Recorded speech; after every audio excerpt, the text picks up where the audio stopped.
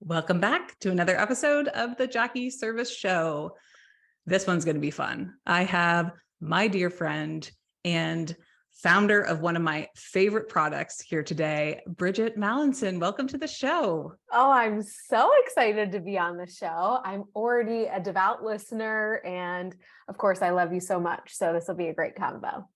I'm excited to dive right into this one. As you guys know, we are in the middle of a series where we're talking to women about their big transitions or taking the big leaps from what has been known as kind of a traditional model of doing business into following their hearts and their guts and being able to really trust themselves and do something against the grain.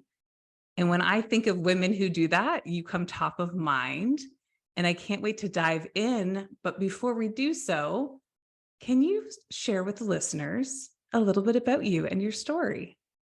Absolutely. So I'm a functional medicine dietitian by trade. So I went to school to be a dietitian. And just a little backstory of why I wanted to be a dietitian. I was an injured athlete in high school and had actually quite a few concussions in high school that really created a lot of health issues, mainly gut issues, migraines, thyroid issues. I mean, the list literally goes on, stemming from poor gut health and all these concussions I had. And so I wanted to be a dietitian because I could no longer be that athlete that I wanted to be. I couldn't exercise to feel really great in my body. I had to work on my nutrition. And so I went to school to be a dietitian. And in school, I realized, wait a minute, I don't really jive with everything that they're saying. You know, in traditional dietetics, was back then the food pyramid, and you don't need supplements. You can get everything through food. And that didn't really jive with me. And I've always been someone, and this will show up later in my story, but I've always been someone who's questioned the norm. Like if something doesn't feel right to me, you know, if it doesn't sit well, if my gut's like, I don't think that's true or correct for what I believe, then I investigate it more. So after going to school for 6 years to become a dietitian, I then went back to school to become a functional medicine dietitian, which is just looking at disease and imbalances in the body from the root cause. I know you're so, know what functional medicine is all about. It's about testing and learning more about your individual body. And so I went back to school for 3 more years to become a functional dietitian, and always had this like entrepreneurial spirit within myself, and always looked up to one of my biggest mentors and advisors, my godfather, who was an incredibly successful businessman. And I knew I always wanted to be an entrepreneur, but it took a while to actually become one, which I'm sure resonates with some of your ladies. Absolutely does. And, that I think often too, when we come from something that's maybe more traditionally in, let's call it like nutrition or dietitian or a medical field, like I've worked with physiotherapists or chiropractors in the past, there's like a lineage of how you grow a career. Like there are steps, or there's people who've gone before you, which is like, quote unquote, this is the way it should be done, or that success looks like this in this field. Yeah. Was that true for you too? Like, was there a model that people are like, oh, this is what you have to do in order to show success in your business? Oh, 1,000%. It's so funny. So in dietetics, what they say is you have to be a clinical dietitian first. You have to get, quote unquote, like, you have to get some experience in that area. And what clinical dietetics is literally working in a hospital, where in my eyes, there couldn't be a less far from nutrition, health prevention focused model, right? Is in a hospital. And so I did that. Actually, I got quite a few offers coming out of school, which was hard to do. It's hard to do. It's hard to get a job as a clinical dietitian in a hospital.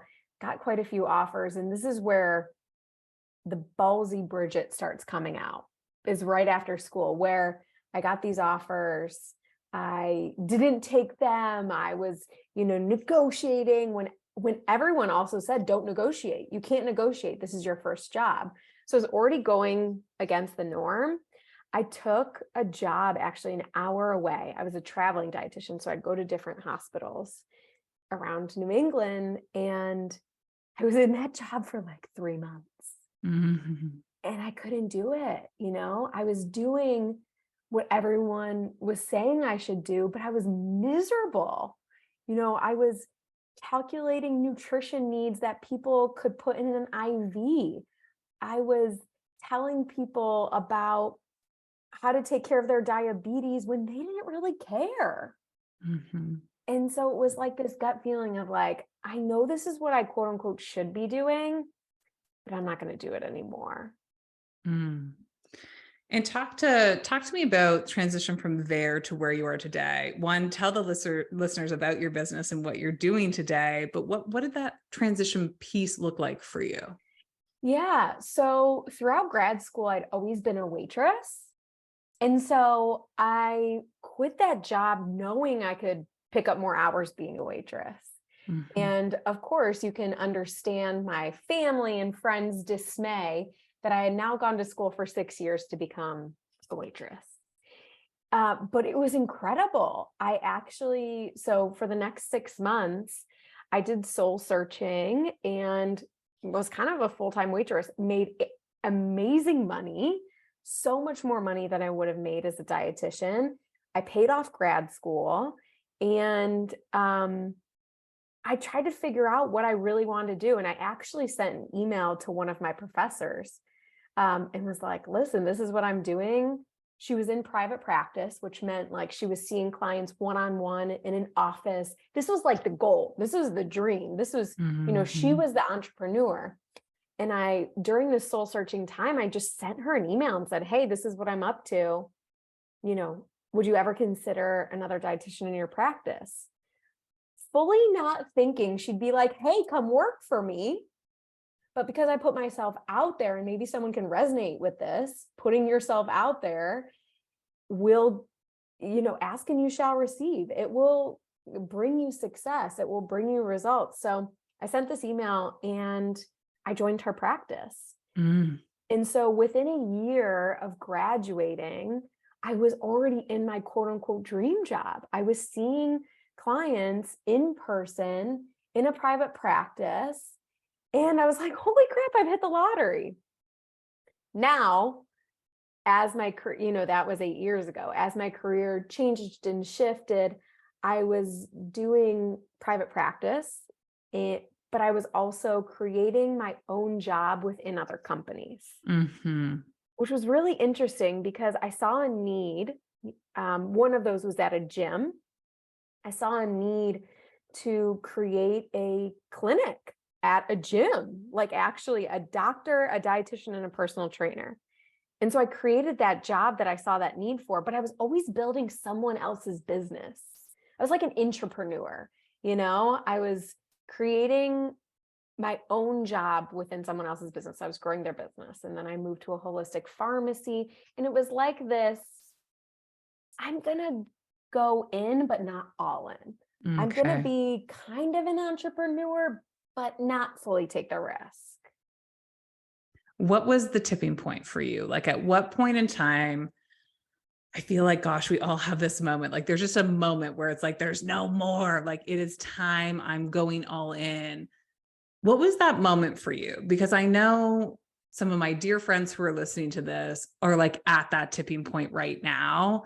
What was your experience when you said enough's enough? I'm going all in on me. Yes. Oh my gosh, I can remember it like it was yesterday. So March 2020, the Oh, you know the pandemic, date. I love this even more. March 2020, the pandemic hits. And I started working from home. I was seeing clients from home, on Zoom. I'd previously seen clients, in person, but then the pandemic hits. And it was about 6 weeks of being at home. So March and April, I was at home seeing clients, full schedule. Loved it. I was home with my beautiful golden retriever and my husband, and I could be, pajamas on the bottom, sweater on top. You guys know what I'm talking about when that all hit. I'm doing it right now. I'm not Yeah, going to lie. Samesies. So I was enjoying this time of more freedom, of working from home. And the first week of May 2020, I hired a mindset coach Mm. who was also an executive business coach, but I did not know that we would move towards this path. And we had our first conversation. Everything that was making me unhappy was this dream job. And I didn't realize it because it was a quote unquote dream job. I was making 6 figures as a dietitian, unheard of. And I was, young. I was pretty much had freedom, time freedom, because I was, working from home, location freedom as well. But I didn't have true freedom, which for me as an Enneagram 7 is like my biggest core value. So I think when this time hits, or when this like nudge is really happening for you, you have to figure out like, what are my core values? What do I value so much? And I think that gets you over the edge, because that's what got me over the edge, is like, yeah, I have freedom, but I don't have true freedom. Mm-hmm. And so May 2020, literally 6 weeks after the pandemic hit, I quit my job, started my business June 1st, 2020, and went full bore, was like, I can freaking do this. I had a mindset coach in my back pocket that I met with every week. I talked to every day. I was doing a lot of inner work. I was doing a lot of investigation, a lot of alignment with my core values and how I wanted to live my life. That's what allowed me to do it. And then my first month in business was $42,000. Full pause. Yeah. For those that are listening, if you've never taken the leap to be an entrepreneur, that is unheard of. Yeah. 42K in your first month. And you thought, what? Well, this is easy. Dang, I got something going here. This works. But let me tell you this, Jackie, and you're gonna laugh at this as my friend. I didn't know that until 2.5 months later. When somebody said, dang, you made 42K in your first month. Yeah, when I added it up in my Google spreadsheet. You didn't even know your numbers. I get it now. Okay. Yes. I see this. And I realized in 2.5 months, I had made 6 figures. I had made my great salary in 2.5 months. The thing that a couple family members, warned me about, safety. Don't do this. It's the beginning of the pandemic. I had those people in the back of my head. And it was like, I can get pretty spicy. So in my head, I'm like, kind of the middle finger to you. You know what I mean? Come on. Don't tell me I can't do it. Here, I just proved I can. And I proved I can in 2.5 months. This isn't like, hey, I worked at this thing for a whole year. Yeah. And it finally took off, right? Which I would say is more realistic. And I hate to put any sort of parameters on it, but like I have heard more stories where like, hey, it took about 6 months and then we figured it out and it really took off and then it really kind of hit.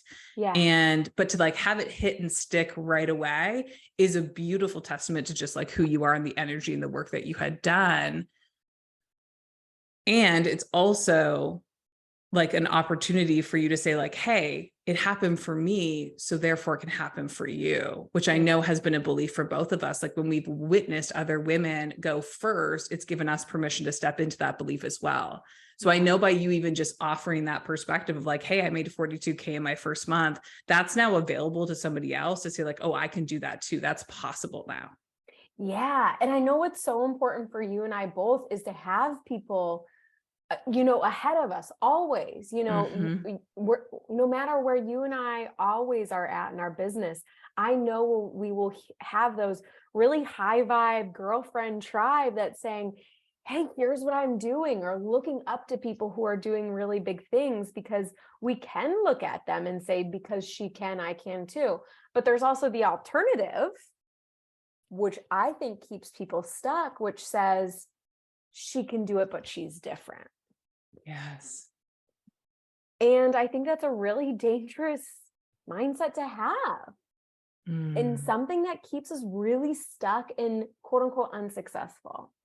Because I know the reason that I had that $42,000, first month, the reason that I hit my first $1 million in revenue in 16 months was because I had oh my golly, purpose, passion, and belief. Mm. I knew exactly the purpose of my business, the purpose of myself in that point in time. I had passion. I had gut issues. So I wanted to fix other people's gut issues. And then I had belief. I had belief in myself. I had belief that if people hired me, I can freaking do it. Mm-hmm.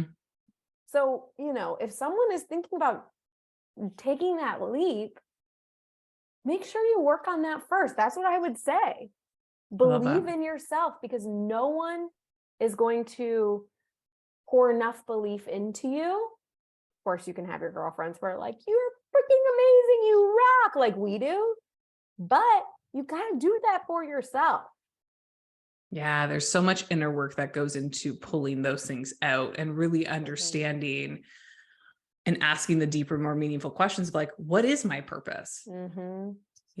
How can I find this belief within myself? How do I build that muscle and that confidence I always talk about trusting our guts and trusting our intuition as women. And like, it is one of our greatest gifts. And here we are obviously talking to like the gut personal girl, the girl that is all gut, but it is so true. Our gut literally speaks to us in so many ways. And so as women, how can you continue to go inward in order to recalibrate what's available for you externally? Because I was the same. I felt like in a lot of ways, I had my quote unquote dream job. I'd hit this like executive title at 28, and that had never been done before. And, I was a female in a male dominated industry for a while. Like there's all these like paradigms that I hit. And then I realized that once I hit the quote unquote dream, it didn't feel like I wanted it to feel like. Yeah. And it was that feeling for me that then catapulted me into a whole other discussion of, well, if this isn't it, then what is? And really having to do some deep digging into that. Yeah. And I think as growth focused women, you and I never have I got there and I'm done, No, we don't. And I think that's a fun thing too, because then it allows you to keep growing. When I started my now company that I run, Gut Personal, when I quit my job 2.5 years ago, I never knew I would have a business, a CPG brand, physical product brand. I never thought I'd have badass investors like yourself. I never thought I'd be doing this. So it's also like this allowing yourself to grow and evolve and not having everything figured out when you quit your job. And even my goal to sell Gut Personal continues to grow as I pour more belief into myself, as my team believes more. And I, with your help and your team's help, growing our team of badass women in the right seats, it's ever evolving. So when I started Gut Personal, I was like, oh, I'm going to sell this puppy for $100 million. That's tripled in the last year. And I know in my belief and what I'm working on is truly feeling in full belief of that number. I love that. Let's dive in a little bit more about like what you were doing today. So talk about your business. You just heard it here. She's running a multi-7-figure business that has evolved time and time again from one-on-one models to group coaching models to now hiring other dietitians to run that model to building a consumer packaged goods company called Gut Personal, which, like, side note, I am an investor in. It's my favorite product on the line. I use it every day. And my husband is the Gut Personal model. In case anybody wants to see that picture, we'll tag it later. We have to put that picture on the internet. The first model for Gut Personal, and it's Brooksy. She's the only one that has a Gut Personal sweatshirt, including myself. Exactly. This is kind of the level of what our supplement covers look like. You open them and it looks like a pharmacy for Gut Personal products. So we love them. We don't only we literally consume them every day, and they have supported our own health, which is so important for both of us as entrepreneurs, as parents, to just always feel so good in our skin. I've had my own deep traumas I've worked through with like gut products and gut personal issues that has led me to you and this team and working with you guys. But let's dive into like your actual business today. Tell them what you're doing. What is the company today? Yeah. So when I started my business back in June 2020, I was doing, like you said, one-on-one coaching. And then later I launched group coaching, all within gut health. And I was this solo functional medicine dietitian. And as we've grown in the last 2.5 years, we have an incredible lead dietitian, Jillian, who's been with me almost since the beginning. And she sees clients now. And then I decided 11/11/2021 to launch Gut Personal. Mm-hmm. And I just want to say one big reason why I wanted to do it was this realization of coming back to my core values again, of true freedom, realizing when I was a dietitian, I was just a well-paid employee for my own business. I didn't have a business I could sell. And I realized that was actually a big goal of mine, is like, oh, if I want that true freedom where I don't have to, work, get paid by the hour, I need to elevate myself as CEO. And I wanted to build this business to sell. So that was one of my big motivating factors to launch this physical product line of supplements. And then the other being, holy crap, even though there's so many supplement lines out there, even though it's a saturated market, no one's doing it right. No one's doing it the way we want to be doing it, which is a message of empowerment through education with personalization. And so I saw this huge need and launched Gut Personal. It's evolved. And as the business model of this supplement line evolved, 2 months ago, we actually decided to combine my services company, which was growing in dietitians. We're using a scalable model of hiring more dietitians, giving more dietitians incredible jobs in functional medicine to change women's lives through functional medicine testing virtually and coaching. And so now how Gut Personal is we have our personalized supplement line. Someone can come in, they can take our quiz, they can have a free strategy call with our dietitian to set up just their supplements. Or here's our VIP model where you can come and actually work with one of our dietitians. We now have 3. And the goal by the time we sell is to scale to 20 and have in-person location. Insider scoop, if you're listening to this and you're a dietitian and ever want to work with Bridgitte, now's the time to maybe take your shot and put your name out there, because she's going to be hiring 13 more than that. How many more? 17 more. Yes. Yes. 17 more dietitians. Years. Let's go. Oh my God. Plug. Yes. Plug for hiring the right people. Let's go. Let's go. I love that so much. So yeah, I mean, we have huge goals, and it really just made sense to bring the companies together. It's never something I envisioned though. And one of my mentors who I talked about earlier, my godfather, who who's in private equity realm, brought this up to me. He said in, a conversation we were having, have you ever thought of bringing them together? Because it just makes sense to have as one company. And I want you to know that I didn't just say, yeah, let's do it.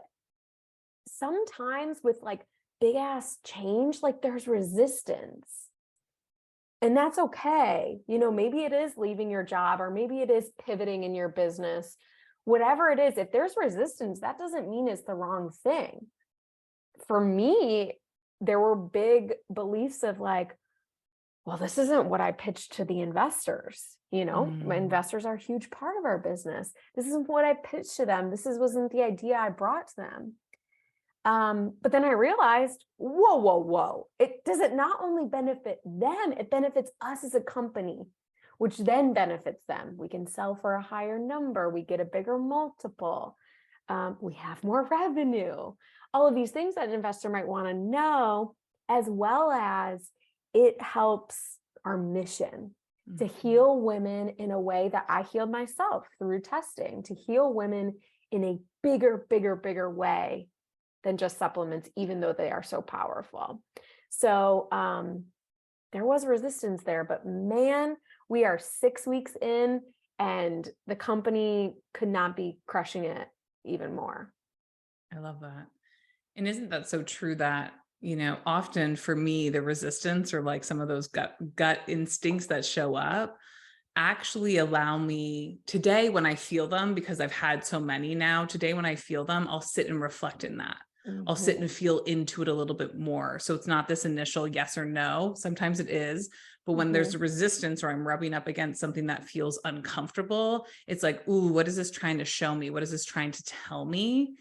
And I'm curious for you, when you get those pings, what is your own like self practice to actually navigate the emotions around that? Yeah. How do you sit with it and like really determine what it is and what it isn't?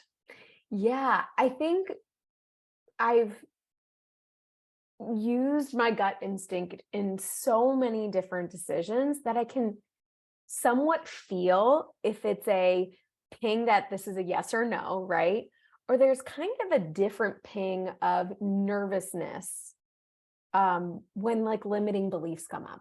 I think a Okay. lot of times when I have resistance, it's because I don't believe I can do something, or I don't believe that, there's a limiting belief coming up about myself or my abilities. We all have those. Sure And do. so it's like a different feeling, you know what I mean? A yes or no feels very yes or no, but that like limiting belief, I'm not sure ping kind of feels a little nauseating. Kind of feels like my subconscious is like screaming at me that I can't do it, something like that. And then if I don't know what it is, taking that ping through breath work. Breath work is extremely powerful for me. Before I got pregnant, I was doing it every day. And now in my second trimester, trying to bring it back after feeling better. But breath work has been so powerful for me, and just getting quiet, which is hard for me as a generator. I like to go, make decisions quickly. So the getting quiet, pen to paper, journaling, asking myself questions that I can actually respond to. Why do I feel this way? Why isn't it a full body yes or no?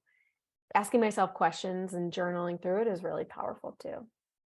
I love that. Thank you for sharing. I think so often, people again on the external will look at somebody like you and be like, oh, she did it. There's some undertone of a limiting belief for them. But then the question becomes like, what do I do to understand that limiting belief? You had a mindset coach you talked about, but if you're listening, like think about all these tools that Bridgitte is giving you or offering you to maybe go and try. That could be hiring a mindset coach. That could be trying breath work for the first time. That could be in your own quiet space, putting pen to paper and getting whatever is in your head out so you can actually see it. Because sometimes when we see it, we can reflect on it a different way. And whether we see themes or limiting beliefs, we can then go do something with it. So these are really tactical tools that you can leverage today to actually dive in and understand what is the underlying belief that's maybe holding me back or tripping me up when I get to that edge, just about to take that leap and I'm not fully there yet. Because there's usually a message there. There's usually something underneath all of that. And for me, that's always an ask to go and navigate more. It's always like oh, okay, I'm coming up against another like almost like edge for myself. Here it is. And it feels nauseated. It feels a little bit uncomfortable. And then to give myself permission to have space, I say grace and space a lot. Like I have to give myself permission to hold myself and give myself grace and space to navigate what that actually is. Yeah. So And I love that. I think it's so cool that, because you and I are so growth focused, are so I guess that's the best way to put it. So growth focus, that we come up against edges often. If And we're not coming up against an edge, often we're like, oh gosh, are we just plateauing? Did we stall out? yes. And honestly, that, growing a CPG company is very different than growing a service focused company. And it's in some instances slower growth.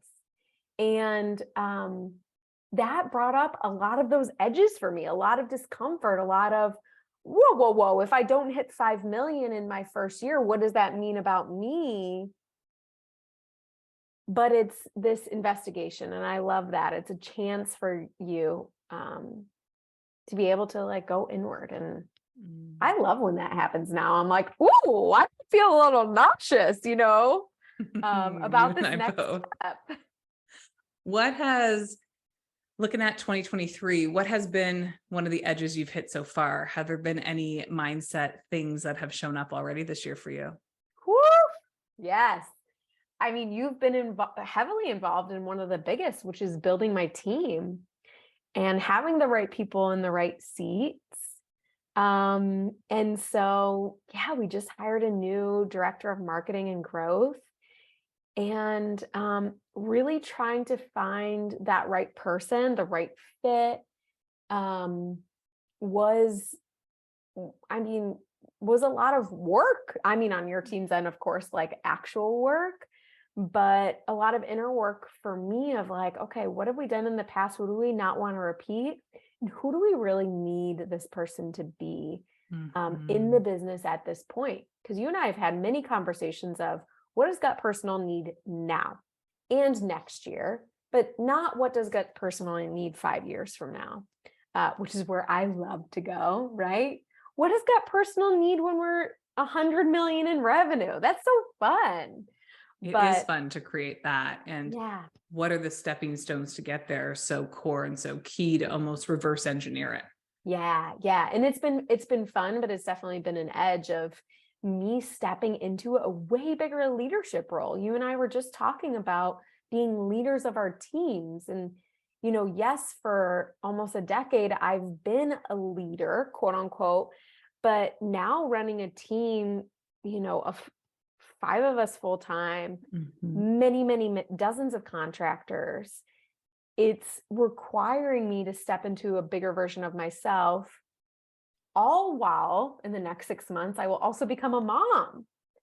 So, which I'm so excited about. I get to be like a pseudo auntie in this role. Yeah, full on auntie.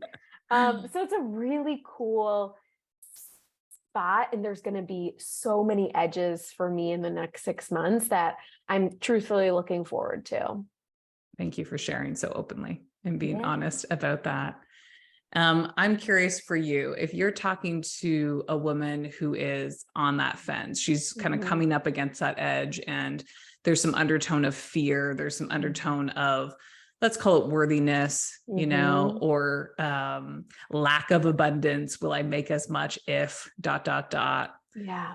What's your message to her? Well, I think people always go to the worst case scenario when they're thinking about this, right? Like, what's the worst case scenario? I'd love for you to ask yourself and get into the energy of what's the best case scenario? It's not toxic positivity. You don't want to go all the way like everything's always going to be okay and out positive everything. But what's the best case scenario? And start thinking about that. What could my day really look like? What could my year look like? I could travel, I could take time off. So think about the best case scenario. And for God's sakes, hire a coach in whatever you need to get you there. You know what I mean? Invest in yourself. I remember quitting my full-time job, and I invested, I think, $5,000 in my first mindset coach. And at the time, it was a lot of money, and it is still a lot of money. But since then, I've always invested in the coach or the person or the team that I needed to get me there. And I'm not afraid to do it, because I know if I invest in the right person to help support me, or the best coach or the best mastermind for me at the time, that is going to come back tenfold. And I have that belief. So invest and find someone, whether it's a mindset coach, a breathwork coach, in something that you need, and just realize that you're the only person holding yourself back. Mhm. In that, even if you have that quote unquote dream job, if it's really not truly your ultimate dream, like, why waste the day? Why live another tomorrow, like living in your worst case scenario? Yeah. And it's never guaranteed. If I've learned anything in my own experience in life, it's tomorrow isn't guaranteed. And we so often plan for tomorrow. Oh, tomorrow I'll start the health journey. Oh, tomorrow I'll start thinking about what I'll do when I really step into my passion. There's a lot of, Yeah.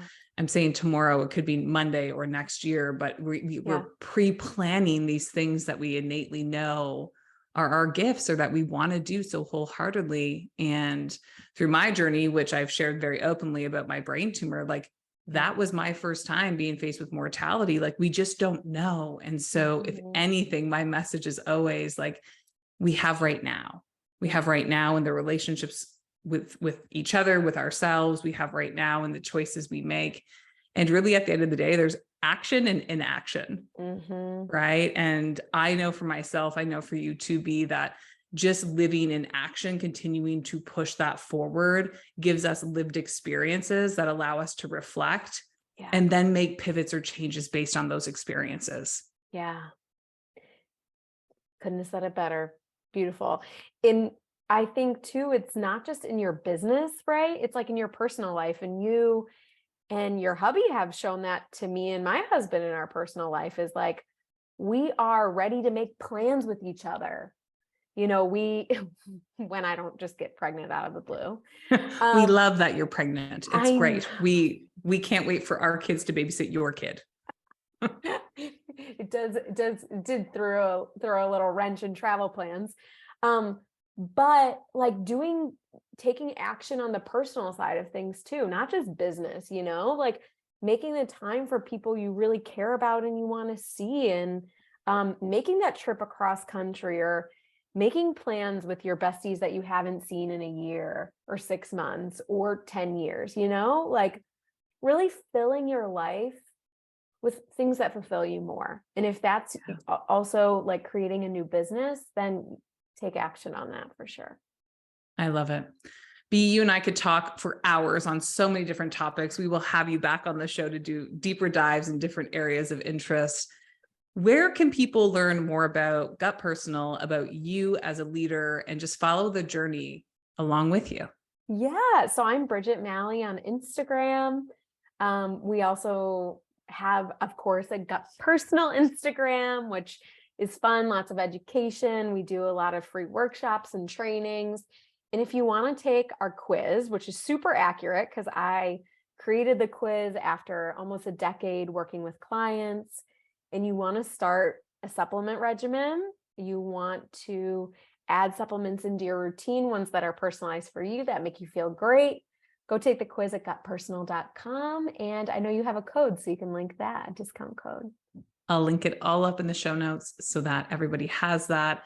Highly recommend hopping on gutpersonal.com though, because again, the whole intention is personalized gut supplements. So they really do look at a lot of holistic things that are custom to you and create the plan for you. And then of course, I always say, if you want to go deeper, I've done all the testing with Jillian and Bridgitte and her team. It really does get you a deeper dive. So if you've been in the health journey for a while and you're like, I really need personalized help, reach out, because they do that as well. But B, I love you. Thank you for being on this show. It would not be a Women Who Inspire Me series without you. You push the agenda and you do it with your heart open, and you do it in a place from true alignment and really cultivating relationships, connectivity, and a business that you love. And so I'm so honored to call you a friend and just so dang proud of you as well. Thank you. Love you. Thanks again, guys. We'll see you next time on the Jackie Service Show.